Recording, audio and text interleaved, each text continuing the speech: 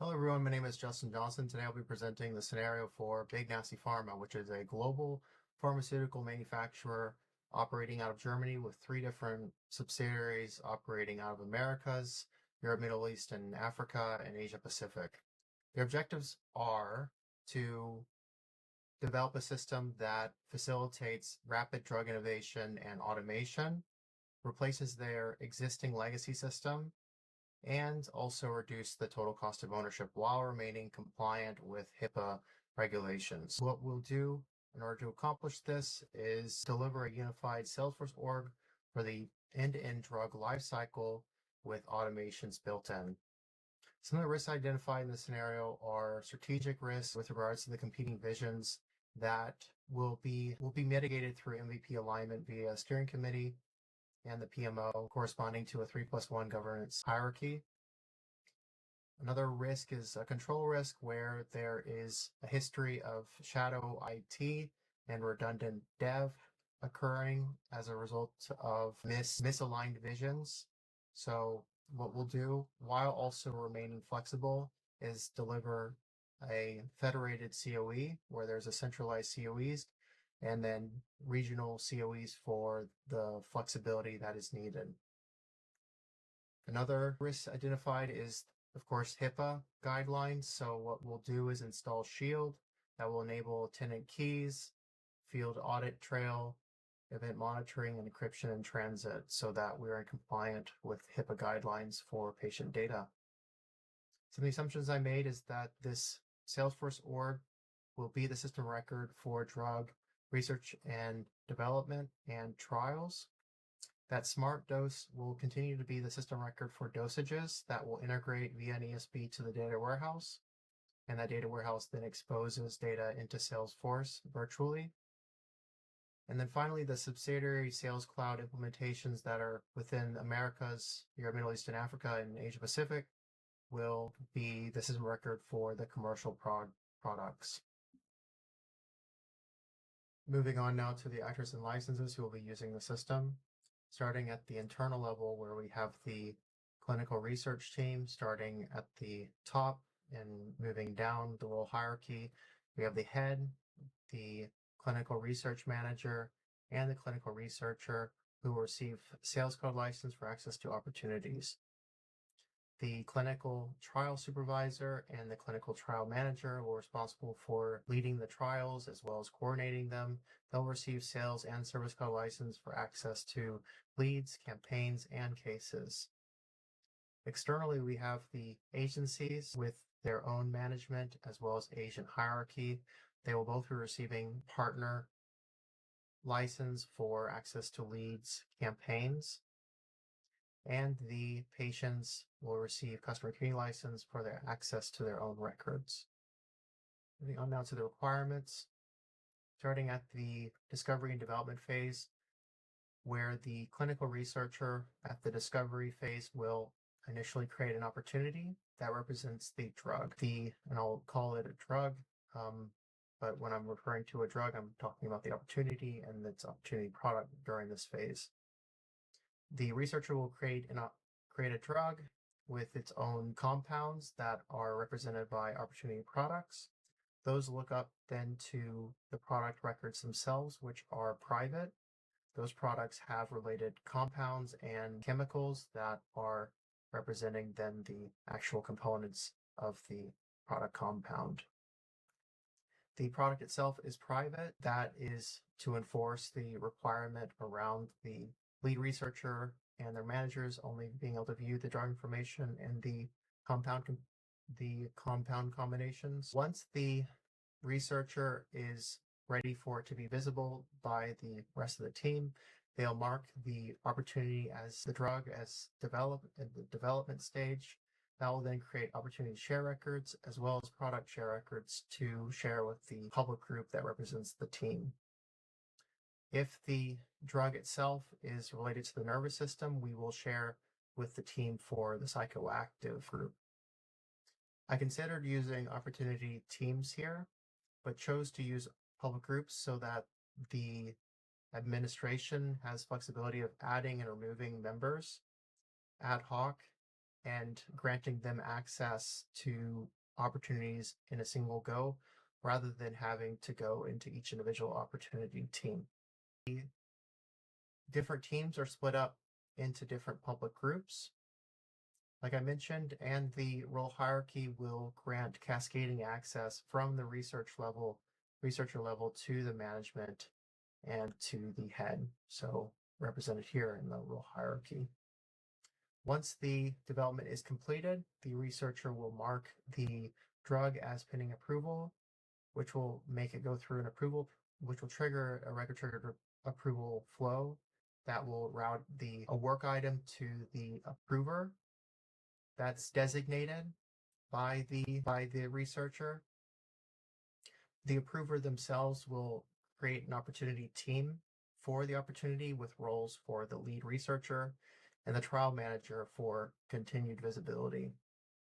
They will then update the opportunity status to approved, which will trigger record-triggered flow to create an asset record that represents the lot to be tested. That will also create an asset share with the trial manager for the trial manager to then create trials. The clinical researchers will be able to view the drug and their different stages of development through stranded reporting. And I'll talk more about the large data volumes that are inherent to this scenario itself later on. But we can expect to have 5,000 trials total in the future per year. Drugs in development will be mastered within Salesforce. Salesforce, in this case, will act as a system record for these drugs. It will integrate then with My Trial Manager, including the opportunity products, which includes the compounds, using fire and forget pattern via change data capture. And the change data capture will include a custom channel for approved opportunities. And the ESP will orchestrate the creation of the drug within the My Trial Manager and its compounds, and then also update Salesforce with My Trial Manager's external ID so that it can continue to do updates with relational integrity. So at this point, we have the asset, which includes is really the lot that is going to be tested, and the trial manager takes over from here, where they will create different cases under the asset, which are represented by the record type of trial. And going forward, I'll refer to cases as trials. But remember, these are cases. These cases will have different campaigns that are associated with them that represent the pool of potential patients that will be a part of the trial. The actual case record itself, the trial will have specified on it the minimum pool size as well as the recommended cohort size. So once the trial manager has created the case, they will create campaigns. Well, associated with the case itself are the campaigns that represent the parents of the pools. There will be campaign members that represent the potential patients that will be a part of the trial. And those potential patients will look up, the potential patients as part of the trial will look up to a lead record, which is the actual patient record. When the potential patient becomes an actual patient, the lead will be converted into an actual patient, which is a person account and represented by the account contact relationship here. And there will be a junction between the trial and the patient that is the trial contact junction object here. And that represents the actual relationship of actual patients with the trials themselves in a many-to-many relationship. The trial managers can report on trials under design and the candidates associated with it through this campaign hierarchy here. And they will only have visibility to drugs based on the visibility through that asset share record that was created when the drug was approved or the opportunity was approved for trials.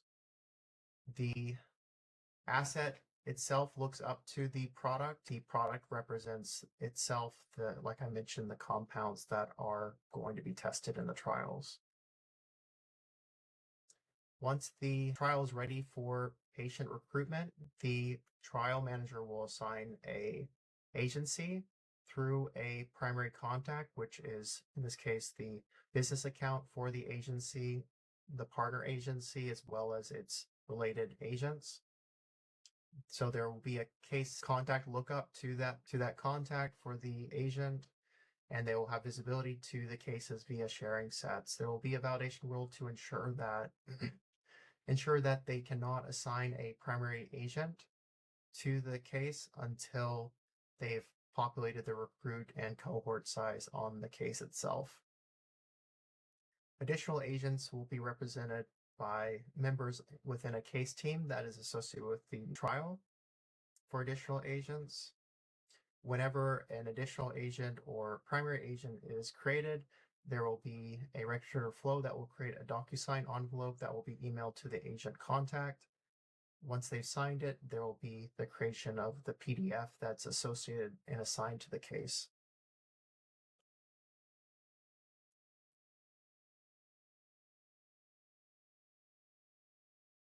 The trial manager will assign dates for the trials themselves on the case record. There will be a scheduled flow that will monitor for trials that are coming up for 7 days prior to creation. If it's missing an agent assignment, then there will be a notification to the trial manager to remind them to assign an agency and an agent. They will be able to view the trial itself via the case team, and the trial managers can also assign other internal managers using the same case team itself.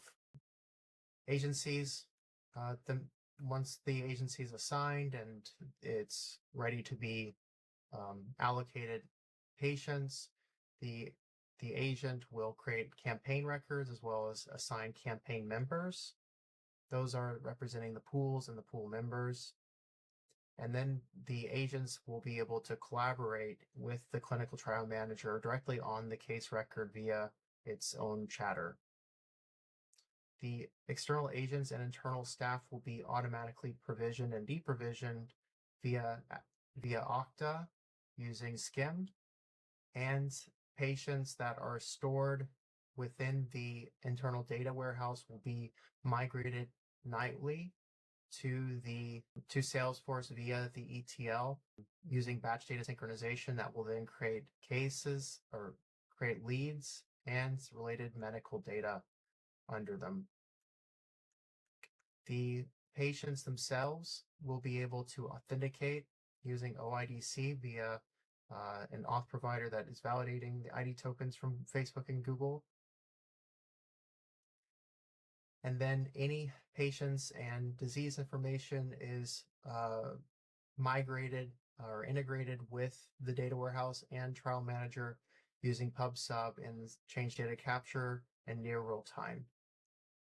Agents will, once they allocate members,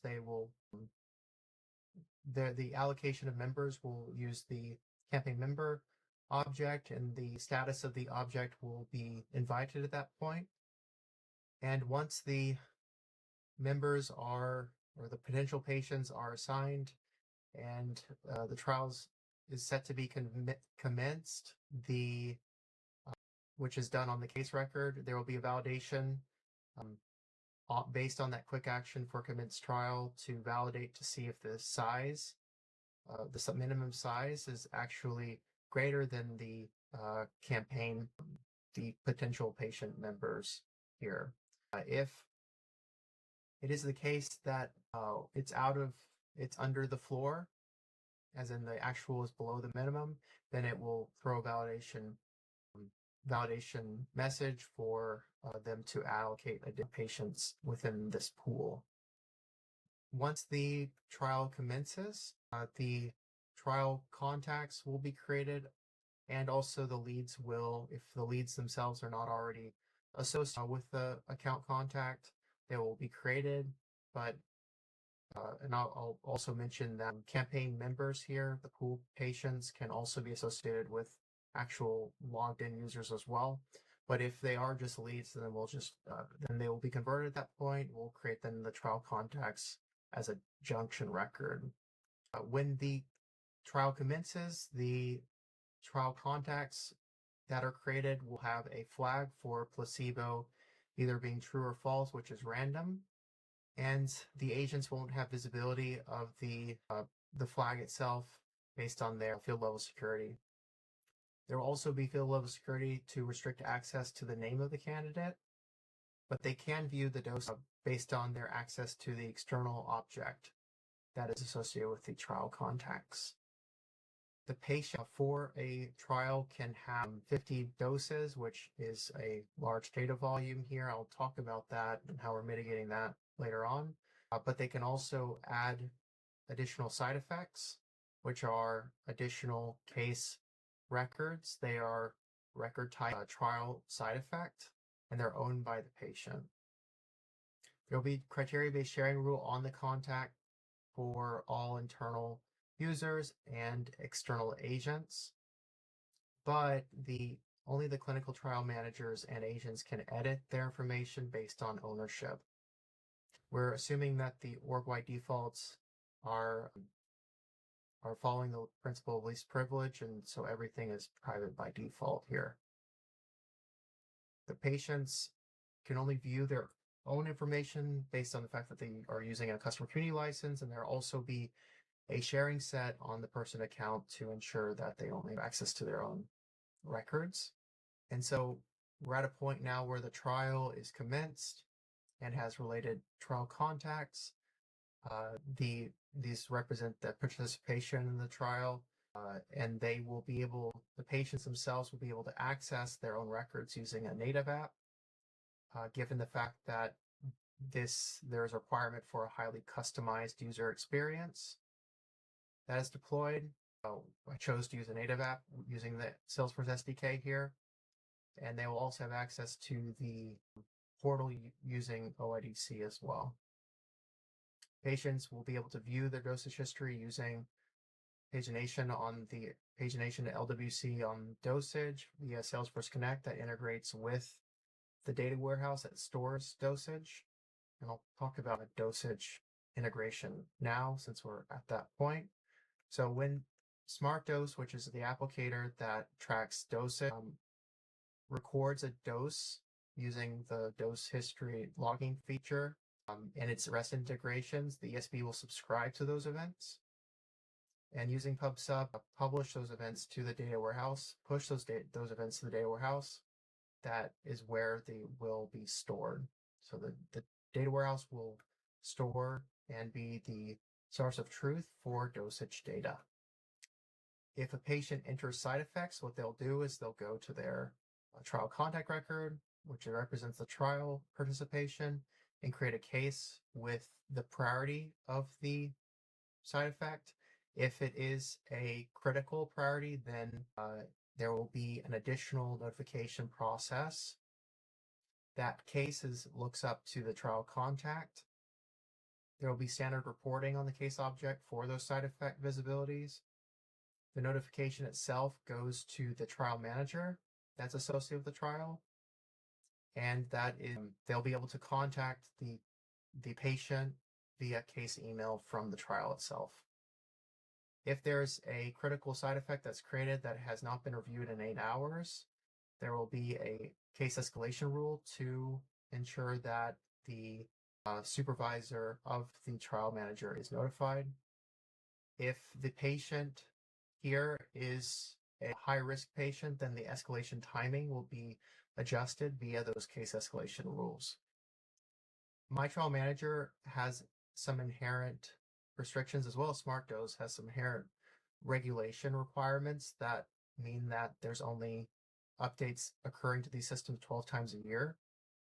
So in order to mitigate this risk around systems that are heavily coupled or tightly coupled, we're going to be taking an API-led approach where the ESB will abstract system APIs for consumption by Salesforce. And then SmartDose will integrate using that PubSub model that I talked about.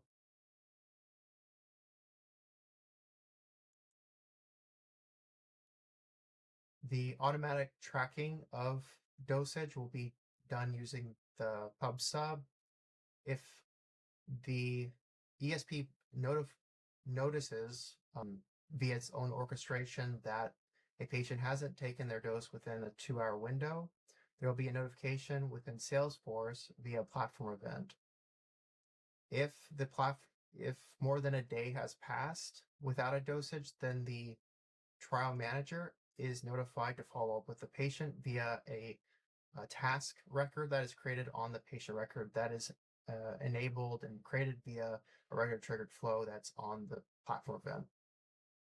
When the trial is complete, there will be a screen flow on the trial contact record that will be rendered only if the trial is complete, at which point the output of the screen flow will be the result on the trial contact. Within the screen flow, they will enter details around the trial, and those outputs will then feed the end result. And also, the screen flow itself has filtering based on the trial attributes, so filtering for certain inputs and multi-record updates and pagination. There will be a scheduled flow. After the scheduled finish of the case, there will be a scheduled flow to monitor cases that are 30 days old and update then, if they're not marked as finished, it will update the trial itself to be assigned to the trial manager queue for the clinical trial managers to follow up on what is going on there. Okay. And we'll talk about data volumes later on. But moving on to the final requirement for the trial, the clinical researchers will only be able to see, so the first actor here, will only be able to see the aggregated information on the trial and not detailed information via their access to the asset. That includes an LWC that will aggregate trial contact data and their results.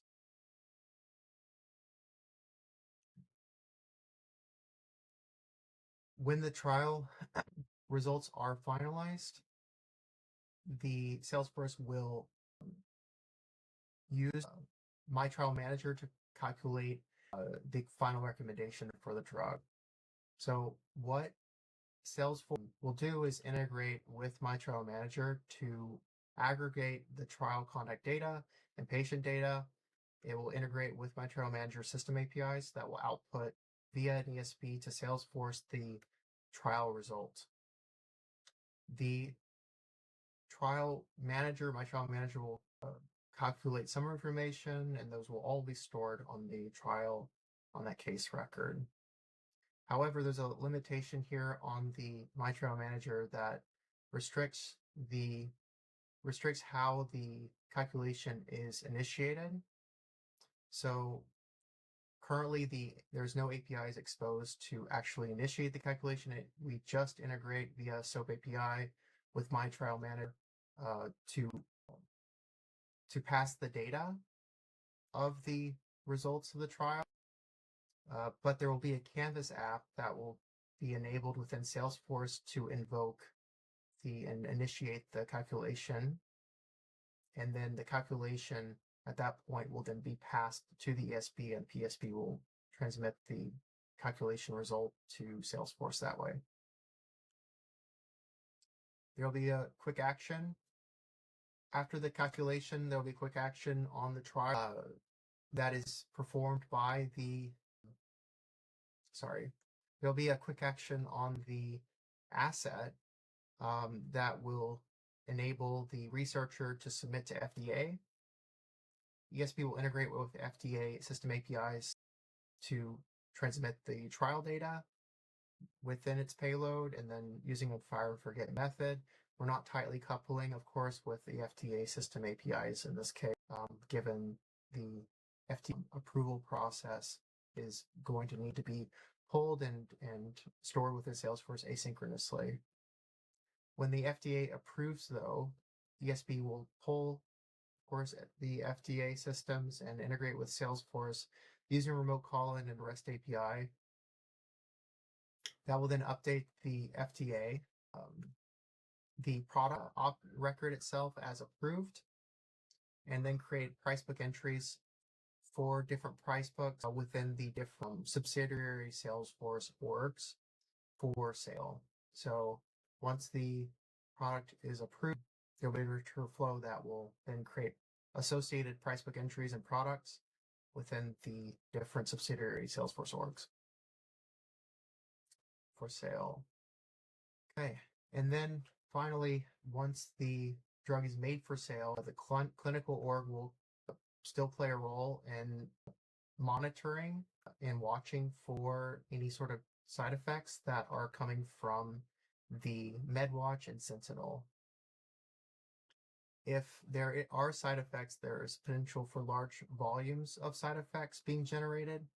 So what we're going to do is have the ESP pull these data sources, and if in case there is a side effect that's noted, then the ESP will enter these records into a big object within Salesforce, and Salesforce will expose that big object via an LWC within that is surfaced on the product layout. Finally, there will be a report that they can extract from on the product record. That will be an asynchronous query. Actually, it will be a batch query on the side effects per drug. That will be just an LWC on the product page.